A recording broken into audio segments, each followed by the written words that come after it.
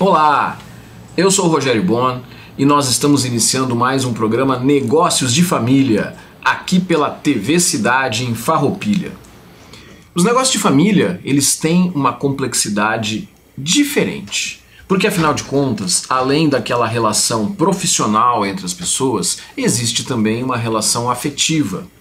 E muitas vezes as atividades são feitas sem aquele profissionalismo e sem lidar, por exemplo, com questões de governança.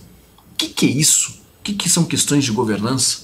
Para falar sobre a sua experiência dentro do universo de empresas familiares, como docente, como dirigente empresarial, está aqui conosco hoje Marcos Preto, administrador, vice-presidente do Conselho Regional de Administração do Rio Grande do Sul, presidente da ANERGS, professor. Seja muito bem-vindo, obrigado por estar aqui com a gente. Obrigado, Rogério, obrigado, amigos da TV Cidade. Prazer estar aqui para falar um pouquinho e compartilhar um pouco da minha experiência aí na minha trajetória profissional ao longo desses 37 anos aí de atuação profissional em algumas empresas e muitas delas familiares. Pois é, isso é uma coisa interessante porque as pessoas muitas vezes não percebem que as empresas familiares elas têm uma característica diferente, que leva em conta alguns elementos que vão além da questão normal de empresas que não são familiares. Queria te pedir, Marcos, para tu contar um pouco da tua trajetória, até para as pessoas entenderem por que tu tens toda essa expertise nesse campo. Olha, Rogério, eu ao longo dos meus 37 anos, eu tive algumas passagens em empresas familiares e convivi com algumas situações muito comuns, né? Muitos problemas, muitas situações em que as empresas ainda hoje vivem, uma delas a questão da sucessão, né? Como é difícil e como você colocou no começo, compartilhar, conviver com interesses, desejos, necessidades distintas entre os familiares, né? Entre o dono do negócio, vamos dizer assim, o pai ou o avô hoje, né? O pai ou o avô, dos seus sucessores, do que ele planeja e ele como pai, né? Como pai, o que ele planeja para os seus filhos, do que ele gostaria. E às vezes essa realidade é um pouco diferente entre o que ele quer e o que ele deseja e do desejo particular do seu filho, né? Então, casos em que o dono do negócio planeja, programa tudo para ter o filho como sucessor e o filho diz, não pai, depois que eu terminar o meu curso eu vou alçar meu próprio negócio, eu não quero saber desse problema aqui, né? E algumas situações particulares. Então, eu vivi algumas situações dentro de família e a importância também de como a família também tem que estar unida, né? Eu sinto também algumas presenças, por exemplo, feminina, a importância da mãe também em alguns momentos para apaziguar, mas é importante que a empresa e o gestor tenham consciência disso, que ele tem que preparar a empresa, porque muitas vezes ele com o desejo, com a intenção, com a boa intenção na verdade, de estar sempre na empresa, sempre à frente dos negócios. E essa é uma boa intenção, mas o ruim disso é que ele acaba não preparando uma sucessão adequada, né? Então, alguns princípios de governança, né? E eu cito alguns princípios da governança que podem ser implementados e muitos enxergam ou imaginam que a governança é um monstro de 7 cabeças, mas são alguns princípios básicos que dependem de algumas práticas, né? Entre elas eu cito a questão da transparência, ou seja, o dono do negócio ele tem que ser transparente com seus sócios, mostrar os resultados, compartilhar os resultados, né? Então, quando a gente fala em estrutura de governança, tem lá uma assembleia, eu preciso, como uma pequena empresa, fazer uma assembleia. Não, às vezes uma assembleia está caracterizada como uma reunião entre algumas pessoas da família, alguns sócios, se tem um tio, se tem um vizinho que também é sócio do empreendimento, sentarmos todos nessa mesa e discutirmos a situação da empresa. Um momento formal para apresentar as coisas? Perfeito, né? Um momento, criar este momento, e não requer muito para criar esse momento. E ao fazer isso, o sócio, o dono da empresa, ele tem a possibilidade, ele compartilha e ele não se mostra, além de se mostrar aberto, ele vai ver que os sócios têm muito a contribuir, né? Porque quando tem que existir uma separação entre a gestão e o sócio, e o dono. O dono, ele tem um papel. O gestor é outro papel. Então, o acionista, o acionista, os donos do negócio, o acionista, os sócios, eles têm a função de dar as principais diretrizes para a empresa e o gestor é que vai correr atrás, né? Então, agora eu como gestor e dono do negócio, a partir do momento que eu chamo os meus sócios para contribuir e mostro, abro a possibilidade de transparência, de divulgar todos os resultados, botar em papéis limpos, abertos, a situação da empresa, eu também estou abrindo a possibilidade dos meus sócios contribuírem com opiniões, com ideias, sugestões, e também num outro princípio, o princípio da equidade, ou seja, eu dar o tratamento igualitário, isonômico para todos os demais colegas, pares, sócios, eu também tenho que abrir a possibilidade de, lá pelas tantas, um sócio dizer, olha, eu não estou me sentindo muito confortável com essa diretriz, esse direcionamento que a gente está dando para a empresa, eu gostaria de sair. Ok, tranquilo, né? De uma forma muito simples. Claro que isso, ele perpassa uma situação, muitas vezes, essa conversa ocorre entre quem? Um núcleo familiar, né? É o pai com seus filhos, é o pai e a esposa com seus filhos, e agora é o pai com seus filhos e os netos, né? Muitas vezes os netos já estão participando. Então é muito salutar também as empresas pensarem nisso, né? Em momento em que numa possibilidade de sucessão, quem vai assumir a empresa ali na frente, né? É uma dificuldade hoje para as empresas terem um papel sucessório. E com antecedência, porque o que a gente vê na minha experiência como consultor em empresas familiares é que quando está acontecendo um problema, quando alguém está com uma doença grave ou uma situação complicada, agora vamos pensar na sucessão. Só que aí durante décadas, muitas vezes, não se preparou aquela família para enfrentar esse tipo de situação. Isso é uma realidade muito frequente mesmo. Só se pensa na sucessão quando ocorre um mal-estar em algumas pessoas chaves da empresa, né? E cito um exemplo, sem citar nomes, mas enfim, um conhecido meu que começou há algum tempo a estar mais aberto a essa questão da governança, fez alguns cursos no Instituto Brasileiro de Governança Corporativa, também começou a estar aberto e começou a promover encontros familiares para falar sobre o negócio. E um belo dia ele me disse, que surpresa agradável que eu tive, diz ele para mim, né?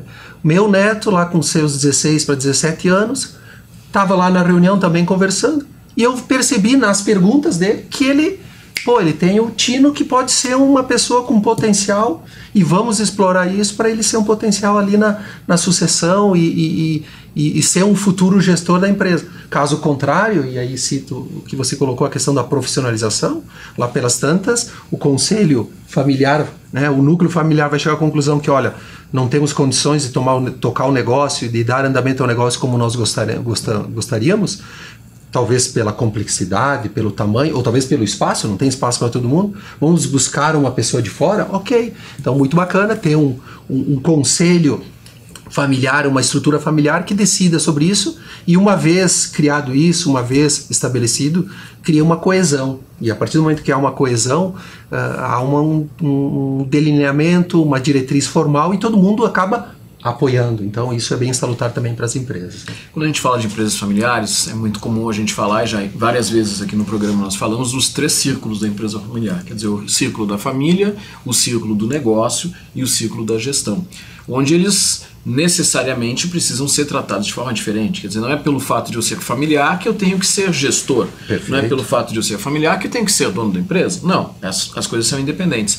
Mas um familiar que tenha capacidade técnica para ser um gestor, poxa, seria um sonho de consumo de todos os fundadores de uma empresa, né? Mas então isso tem que ser visto com o tempo para enxergar se afinal de contas aquela pessoa tem condições de assumir um cargo de relevância dentro da organização. Perfeito. E isso realmente se dá de uma forma construtiva, né? Não é do dia para a noite, e as experiências assim mais quando ocorrem essas questões mais trágicas aí, elas são catastróficas, acabam sendo porque invariavelmente a pessoa não foi adequadamente preparada para assumir um cargo de gestão, né? Então essa construção, esse pensamento de gestão, de governança, de abertura, tratamento de isonomia, de equidade, de transparência, faz com que se crie um ambiente, mas isso, claro, parte da cabeça da pessoa responsável, né? O principal gestor ou dono do negócio, ele tem que ter esta predisposição.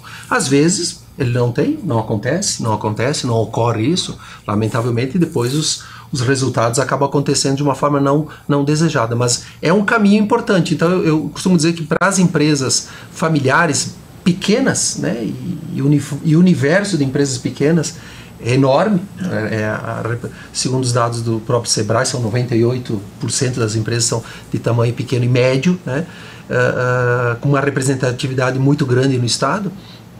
É um campo interessante que as empresas precisam, é possível, né, sem ter aquela estrutura complexa de governança, mas ter este pensamento, eu costumo dizer, é o pensamento da governança pelo próprio gestor, pelo próprio dono do negócio, mesmo naquele negócio pequeno, no núcleo familiar, que tem lá o pai, a mãe, enfim, um filho trabalhando, é possível pensar desta forma, sim. Marcos Preto, tu és administrador, hoje tu és também vice-presidente do Conselho Regional de Administração, tu és presidente da ANERGS, que é a Associação dos Administradores aqui da região da Serra, e eu tenho uma atuação como pessoa envolvida em entidades empresariais também há muitos anos, mas eu quero perguntar para ti, na tua visão, como é que esse envolvimento dos empresários, dos gestores com entidades de classe, com entidades empresariais, o que isso traz de benefício, seja para o profissional, para a empresa ou para a região? Olha, eu tenho atuação já em entidades de classe há bons anos também, isso vem lá desde os diretórios acadêmicos do curso de administração, particularmente na ANERGS, agora tendo a oportunidade de estar como presidente da entidade agora nessa gestão 2022-2023, com participação bastante ativa, especialmente nos últimos anos. Eu tenho dito assim como entidade e a importância da participação, porque essas entidades elas são muitas vezes sinalizadoras de tendências, de indicadores, de soluções, de prover soluções para os negócios das empresas. E eu cito um exemplo já tive a oportunidade de citar um exemplo da própria ANERGS, né? Então, lá em 1990, a ANERGS promoveu um fórum de administração com o tema da corporação virtual. Puxa, 1990 já se falar em corporação virtual, quando a internet engatinhava, com linhas de escadas, internet de escada, já se falava em corporação virtual, né? Então a entidade trouxe lá palestrantes, pessoas renomadas na época, na área, para falar sobre isso. E olha o que se tornou essa questão da corporação virtual, negócios online, o Fidital, né, que está aí muito forte. Então, ao participar dessas entidades, das entidades de classe, é dado ao empresário, à pequena empresa, ao empresário, a oportunidade de ter vivências modernas, buscar novos caminhos, novas vivências. E eu costumo também dizer que a gente fala do lifelong learning, né? Muitas vezes, uma vez uma pessoa me perguntou, mas Marcos, meu pai não tem nem o 2º grau. E eu disse, mas não tem problema. Ele tem que ir participar de uma feira do setor dele. Participa de um evento da sua entidade de classe aqui na comunidade Farroupilha, procura a sua SIC local, vai lá no CDL, no Cindy Lojas, na entidade que ele é afiliado. A entidade tem todas as condições de apoiá-lo, com palestras, com cursos, com eventos, sinalizar o que é direcionado para ele, o que pode ser importante para o negócio dele. Então, essa capacitação, essa qualificação também que mesmo a pequena empresa, a empresa familiar, pode buscar, né? Então, ela tem condições nas entidades de classe buscar muitos subsídios para o seu negócio, de aprender novas metodologias, novas técnicas, o que o mundo está fazendo. Muitas vezes a gente vê assim nas feiras dos setores especializados do seu setor. Então fica também alguma dica. O negócio familiar, procurar, poxa, deixa eu lá visitar aquela feira. Vamos ver o que eles estão fazendo. E lá muitas exposições, e às vezes eu costumo dizer assim, o concorrente é o nosso guia muitas vezes, né? Olhar o concorrente para crescer, para se superar, para buscar novas alternativas, é excelente. Então a gente também tem que ver o nosso concorrente como uma oportunidade de crescimento. E que bom que a gente tem, e que bom que quando a gente tem concorrentes fortes, a gente cresce, né? Quando a gente começa a olhar os nossos concorrentes e são medianos, a gente se torna mediano, natural, né? Quando a gente tem concorrentes fortes, a gente cresce mais. Então, é uma oportunidade, é um espaço importante de buscar as entidades de classe, as associações comerciais. Aqui na cidade de Farroupilha, aqui temos vários, citei alguns exemplos, para se apoiar, para poder crescer e evoluir também, mesmo nesses negócios pequenos, negócios familiares. Preto, os conselhos profissionais no Brasil, eles têm um papel que muitas vezes não é tão compreendido pelas pessoas. Existem 33 profissões regulamentadas no Brasil e cada uma delas representada por um conselho federal daquela profissão específica e pelos seus específicos conselhos regionais. Muitas vezes as pessoas entendem que os conselhos eles trabalham como uma reserva de mercado, quando na verdade os conselhos trabalham como defesa da sociedade, ou seja, proteger a sociedade de profissionais que não estão habilitados para fazer uma determinada atividade. E nesse campo a gente tem no Rio Grande do Sul o Conselho Regional de Administração do Rio Grande do Sul, que é um dos principais conselhos regionais de administração do Brasil, e que vem há muito tempo fazendo atividades muito importantes dentro do contexto da administração.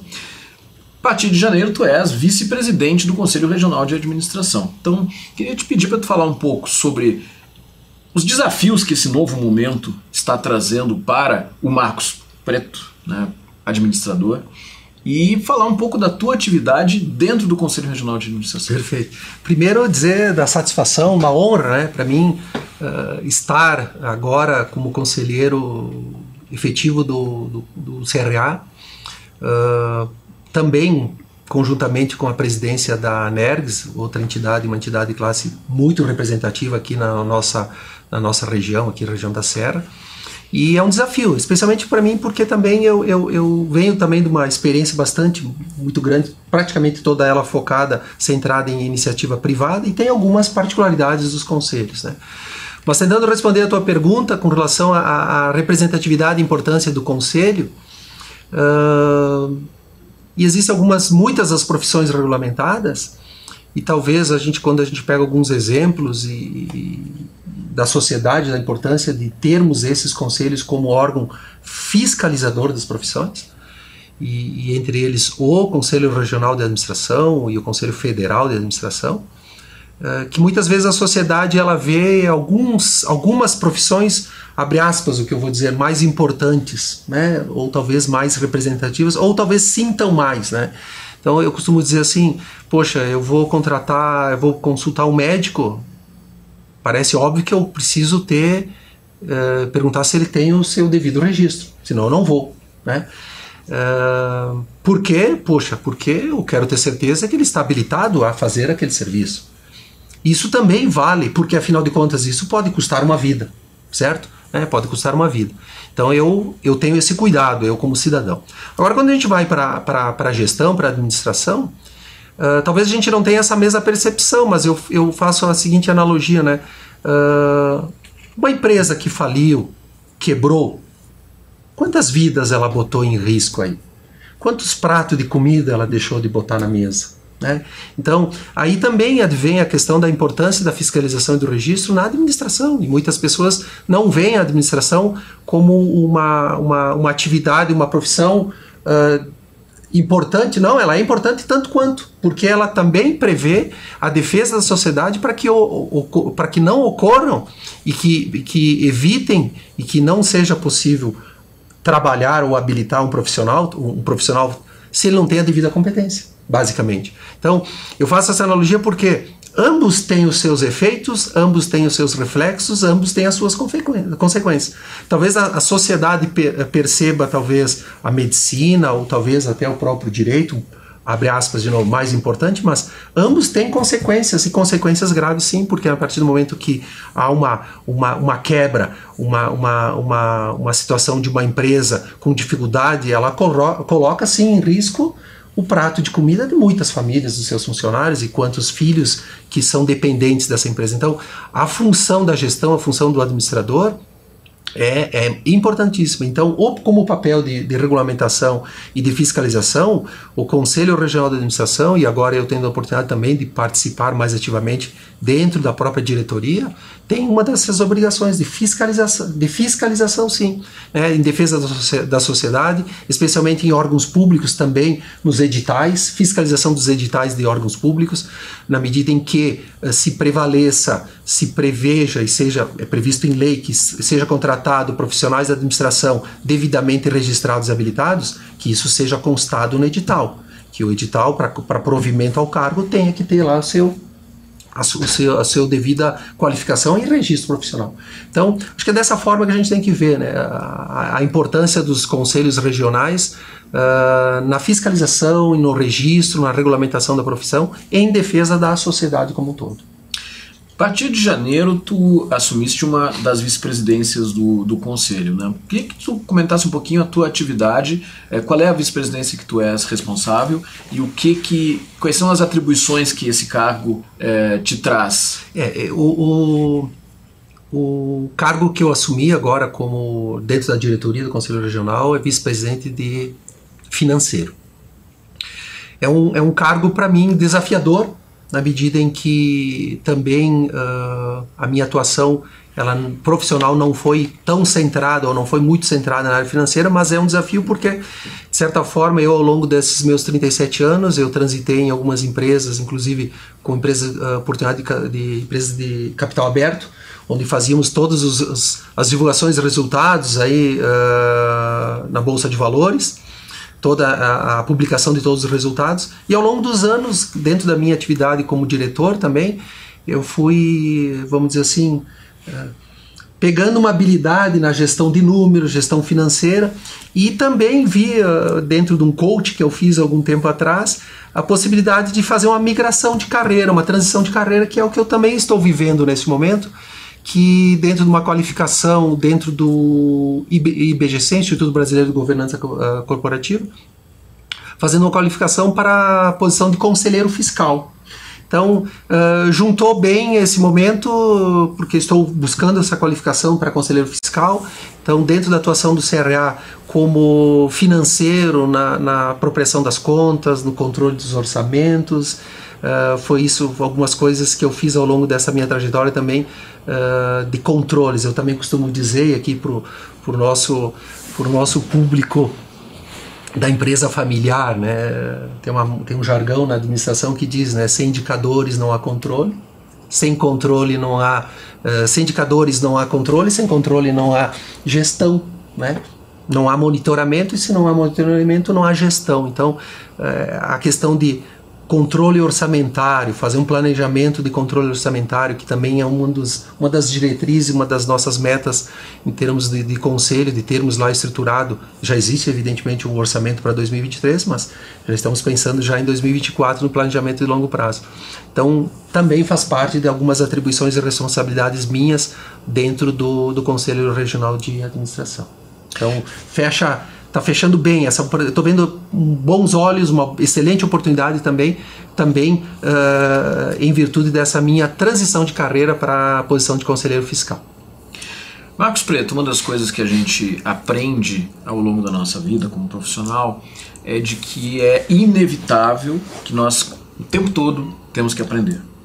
E tu foste professor também, tu és professor também. Então eu queria te pedir para tu falar um pouco aí, nesses nossos últimos minutos aqui da entrevista, sobre a tua atividade como professor. Perfeito. A minha atividade como docente, eu sempre fui da iniciativa privada, e a atividade como docente ela veio por meio de um convite, e dentro da minha atuação profissional sempre foi na área de gestão de operações e manufatura e serviços. E fui convidado na época, já em 1999, aqui pela nossa vizinha, o CESF, a Faculdade Cenecista Farroupilha, da qual tenho muito orgulho de ainda estar ali como coordenador, como professor, tendo sido, inclusive, Rogério, durante 3 anos, diretor aqui da unidade de Farroupilha. Então, fica aqui também o meu abraço à comunidade, muitas pessoas me conhecem aqui da comunidade também aqui de Farroupilha. Durante 3 anos, como estive como diretor tanto da Faculdade Senec Farroupilha como do Colégio Senec Farroupilha, Colégio Ângelo Antonello. Então, e eu tenho na docência uma forma de aprender. né? É uma forma em que os alunos nos instigam no sentido de sempre buscar uma metodologia nova, né? Uma situação nova, uma ferramenta nova. Então o professor, no momento em que ele ministra suas aulas, suas disciplinas, ele está sempre sendo instigado a buscar o novo, né? E eu sempre vi a docência como uma oportunidade de buscar sempre o novo, compartilhar com os alunos novos conhecimentos, ser um facilitador para ele, porque o professor passa, né? Passa conteúdo. Não, o professor compartilha alguns conhecimentos, se constrói muito dentro da sala de aula, né? Hoje se fala em metodologias novas, as metodologias, as TCIDs, Tecnologia de Informação e Comunicação, se fala em metodologias maker, técnicas modernas. Então eu aí com os meus 50 e poucos anos, eu também tenho que sempre estar moldado, se adequando a uma nova situação, uma nova realidade, dessa dinâmica, desse mundo geral complexo, né, da dinâmica que as coisas que eu fazia semana passada, que era como regra e receita de sucesso, já não é mais hoje, e muito menos será amanhã dessa dinâmica. Então eu sempre olhei a docência como uma oportunidade de buscar novos conhecimentos, crescimentos, e compartilhar isso com os meus alunos, né? Então sou muito grato. São 23 anos já de docência no ensino superior, como professor, como coordenador de cursos, professor de cursos de pós-graduação, também professor convidado em outras instituições. Então, para mim, gosto, é uma atividade também que levo sempre com muito, muito amor e muito carinho. Na verdade, todas as coisas que eu me propus a fazer, eu sempre me mergulhei de corpo e alma com dedicação, com empenho. Sempre foi uma característica muito, muito marcante ao longo dessa minha trajetória. Então, administrador Marcos Preto, nesse minuto final, pedi para te deixar uma mensagem para quem está nos vendo aí. Rogério, agradecer a oportunidade de poder compartilhar aqui algumas das experiências. Me coloco à disposição também para aprofundar ou expandir algum determinado tema específico que seja relevante do seu interesse do seu público, e desejar aí nossa empresa familiar aí sucesso, porque muitas empresas familiares, temos muitas empresas familiares, e elas precisam sempre do apoio da comunidade, mas também precisam buscar o seu próprio conhecimento, a sua qualificação, e aí de novo, né, as entidades de classe podem ser um grande apoiador. Então fica aqui meu muito obrigado pela oportunidade. Obrigado por estar aqui com a gente, administrador Marcos Preto. Programa Negócios de Família de hoje está chegando ao seu final, mas você sabe, na semana que vem nós estaremos juntos novamente, sempre aqui pela TV Cidade. Tudo de bom, um grande abraço e até semana que vem. Tchau, tchau!